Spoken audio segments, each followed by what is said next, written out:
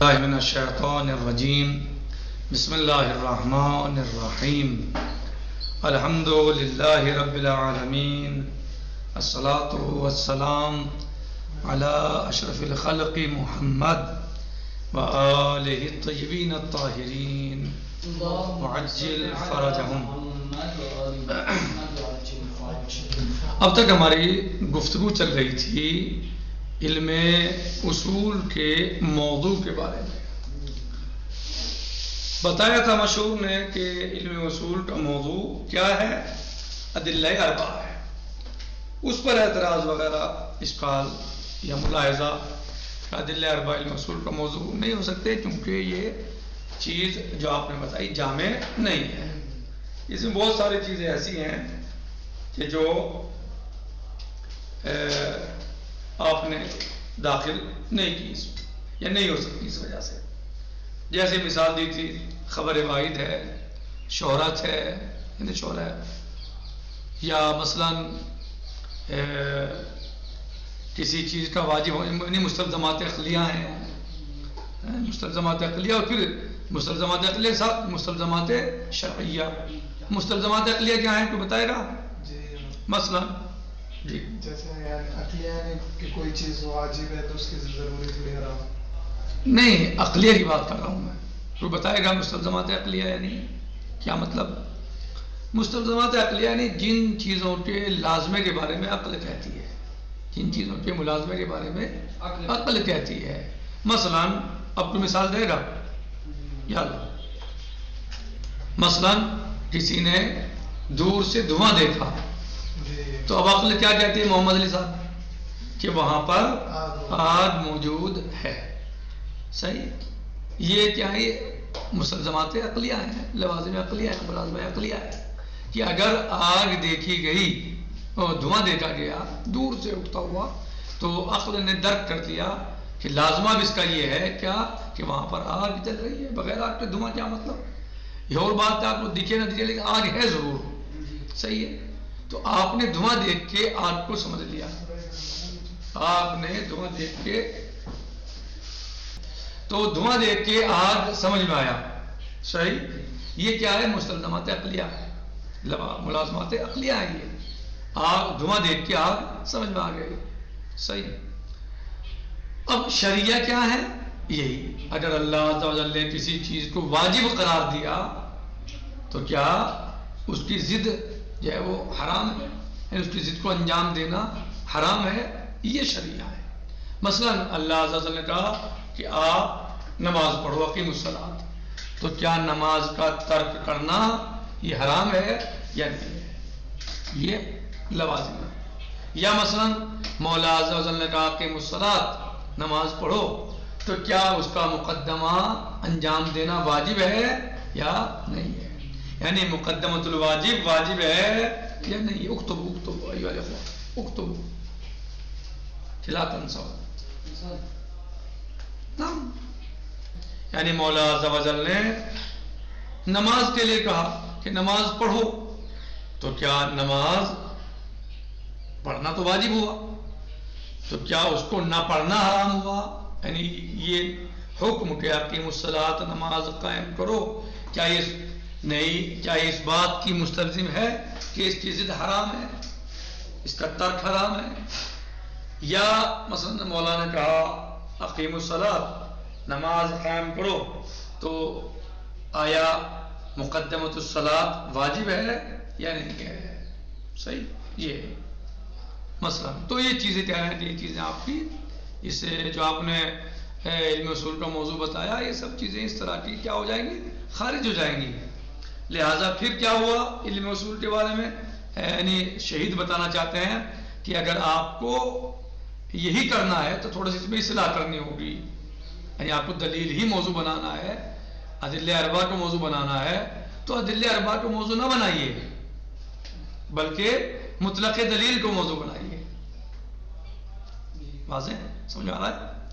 یعنی شہید کا کیا نظریہ ہے کہ اگر آپ کو دلیل ہی بنانا ہے، مثلا مان لیں نظریہ تو ان کا بھی آئے گا، وہ بتایا، آپ کو بتا بھی دیا، یعنی کیا کہ آپ کو دلیل ہی کو موضوع بنانا ہے تو ادلہ اربعہ میں محصور نہ کیجئے بلکہ مطلق دلیل، جو بھی دلیل ہے وہ مثلا علم اصول میں جو دلیل بن سکتی ہو استنباط حکم شرعی کے لیے وہی جو ہے وہ علم اصول کا موضوع ہے. مثلا جیسے کل آپ کو بتایا بھی تھا مثلا یعنی فل بحث فی حجت الظہور اور خبر الواحد، مثلا جو بحث ہوتی ہے حجت ظہور میں یا خبر واحد میں یا شہرت میں، تو بحث کی چیز میں ہوتی ہے حسن مہدی صاحب، دلیلیت میں بحث ہوتی ہے، اس کے کیا ہے دلیلیت میں بحث ہوتی ہے. تو بحث جو ہے وہ یعنی یا مثلا بحث کسی واجب شے کے بارے میں کہ اس کا جو ہے ضد ہے وہ حرام ہے، دلیلیت کے بارے میں بحث ہوتی ہے. بحث فی دلیلیت الحکم وجوب الشیء علی حرمت الضد. اور اسی طرح مسائل اصولیہ عملیہ میں، ان سب میں مسائل اصول عملیہ میں کس چیز میں بحث ہوتی ہے؟ شک کے بارے میں بحث ہوتی ہے، مثلا دلیلیت کے بارے میں بحث ہوتی ہے. صحیح، یعنی کل ملا کر یہ ہے کہ جتنے آپ یعنی اعتراضات میں ہیں، یعنی جب یہ کہا گیا کہ علم اصول کا موضوع ادلہ اربعہ ہیں، تو جو اتنے اعتراضات میں ہیں وہ سب دلیلوں کے بارے میں تو ہے کہ وہ ہے وہ مگر شامل نہیں ہے، وہ ہے مگر شامل نہیں ہے، وہ ہے مگر شامل نہیں ہے. صحیح کہہ رہے ہیں کہ آپ ان سب میں جتنے اعتراضات ہیں ان سب کی دلیلیت کے بارے میں جو بحث ہوئی ہے. لہٰذا آپ اگر موضوع آپ کو بتانا ہے بنانا ہے تو موضوع کو محسوب نہ کیجیے ادلہ اربعہ میں، پھر کب اس کو آپ بجائے ادلہ اربعہ کہنے کے آپ مطلب کے دلیل کہیے.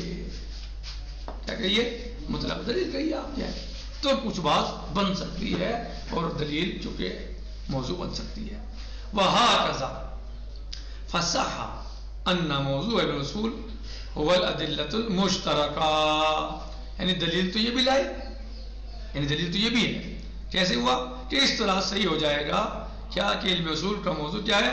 ادلہ مشترکہ ہے. کہ ہمیں فی الاستدلال الفقہی، اس طرح آپ جو ہیں وہ علم اصول کا موضوع ان تمام باتوں کے بعد جو ہم نے آپ کو بتائی نہیں ہے، یہ آپ کہہ سکتے ہیں کہ علم اصول کا موضوع کیا ہو گیا؟ ادلہ مشترکہ. تو ادلہ تو باقی رہ گیا نہیں رہ گیا، لیکن مشترکہ کہہ کے انہوں نے کیا کر دیا؟ عام کر دیا، عام کر دیا. اور پھر اس کی توجہ بتا دی، والبحث الاصولی یدور دائما حول دلیلیتها. اور بحث اصولی تو ہمیشہ چکر لگاتی ہے کہاں؟ دلیلیت کے چاروں طرف. وہ دلیلیت پہ ہی چلتی ہے، سارا کام تو دلیلیت ہی ہے. بحث اصولی میں بغیر دلیلیت کے کچھ ہے ہی نہیں، سارا کام دلیل ہی کا ہے اور دلیلوں کا دلیلیت ہی کا ہے. تو لہٰذا بہتر یہ ہوگا کہ کہا جائے ان موضوع علم الاصول ادلۃ المشترکہ فی الاستدلال الفقہی. ادلہ یعنی موضوع علم اصول کیا ہو گیا؟ ادلہ مشترکہ. جی، تو ہم نے اس کو سمجھ لیا ہے، علم اصول کے موضوع کو سمجھ لیا ہے.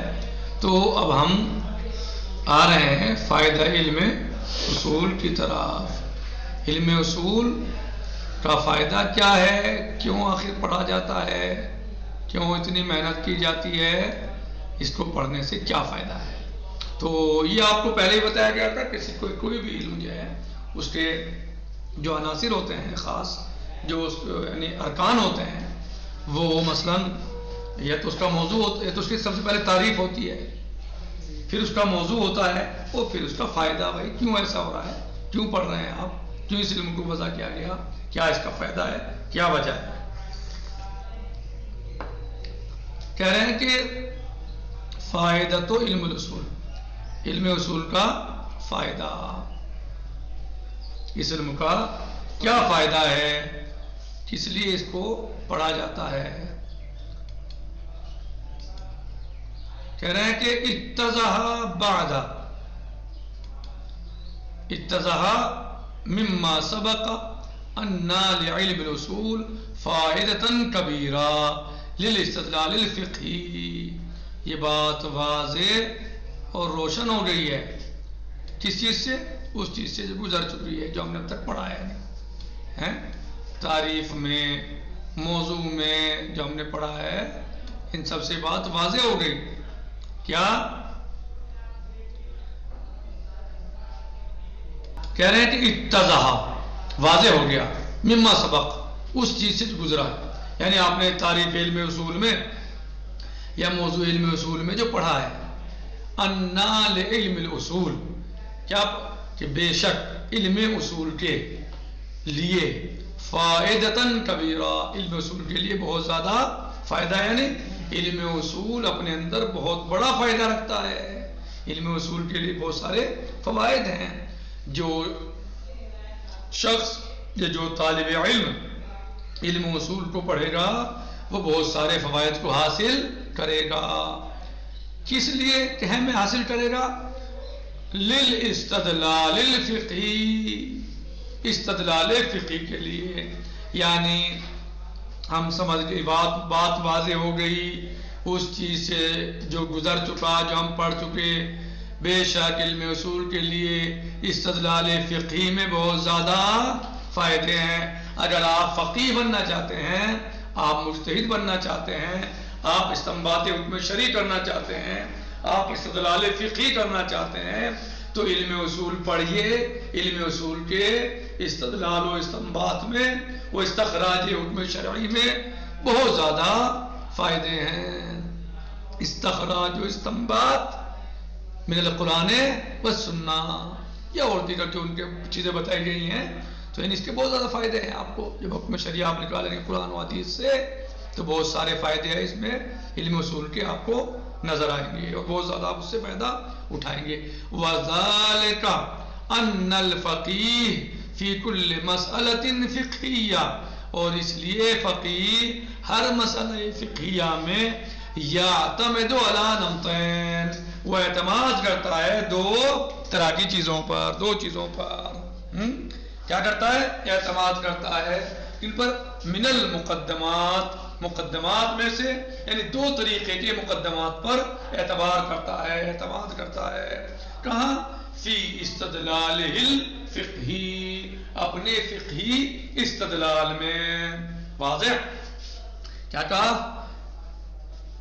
کہ فقیہ اپنے فقیہ ہر مسئلہ فقہیہ میں اعتماد کرتا ہے دو طریقے کے مقدمات پر۔ نمطین، دو طریقے کہہ لیجیے، دو طریقے کے مقدمات پر کیا کرتا ہے؟ اعتماد کرتا ہے۔ کہاں؟ اپنے فقہی استدلال میں۔ جب وہ فقہی استدلال کرتا ہے تو دو طریقے کے مقدمات پر بھروسہ اور اعتماد کرتا ہے۔ احدہما، ان میں سے پہلا مقدمہ کیا ہے؟ پہلا مقدمہ کیا ہے؟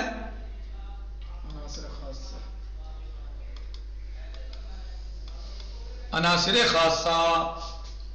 احدہما عناصر خاصہ بتلک المسئلہ، ان عناصر پر کہ جو خاص ہیں اس مسئلے میں۔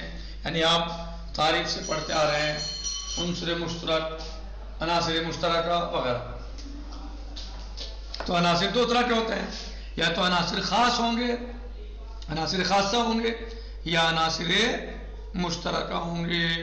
تو کہہ رہے ہیں کہ اس میں فقیہ اعتبار کرتا ہے دو طریقے کے مقدمات پر اعتماد کرتا ہے۔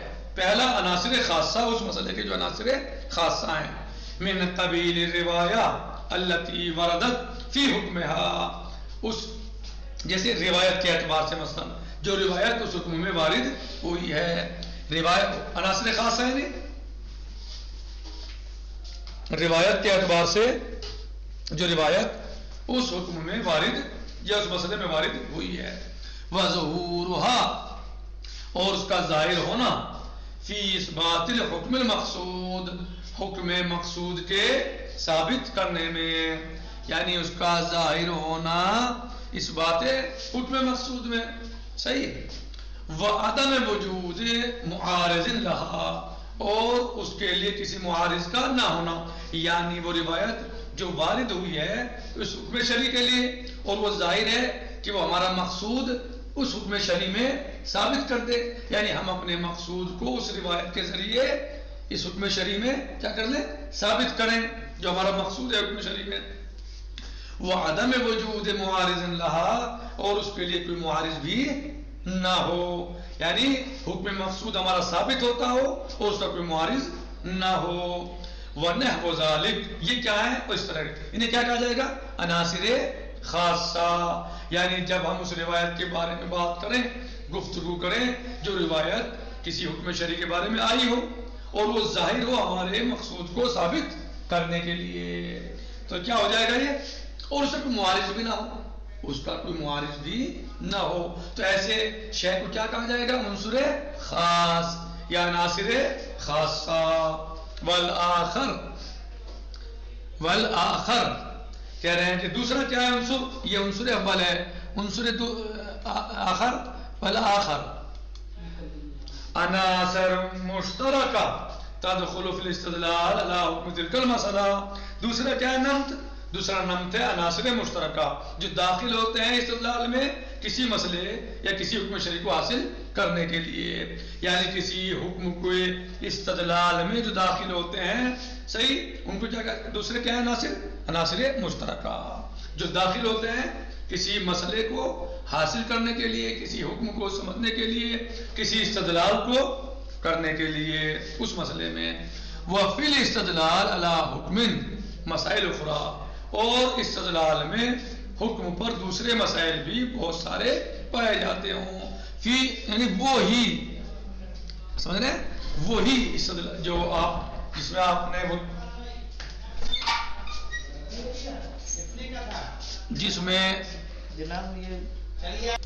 مشترک کیا ہے کہ جو ایک مسئلے میں بھی جس میں آپ کو حاجت ہے اس میں بھی استعمال ہوتے ہوں، ان سے فائدہ اٹھایا جا سکتا ہو، اور دیگر مسائل میں بھی بہت سارے ابواب میں ان سے کیا ہوتا ہو؟ استدلال کیا جاتا ہو۔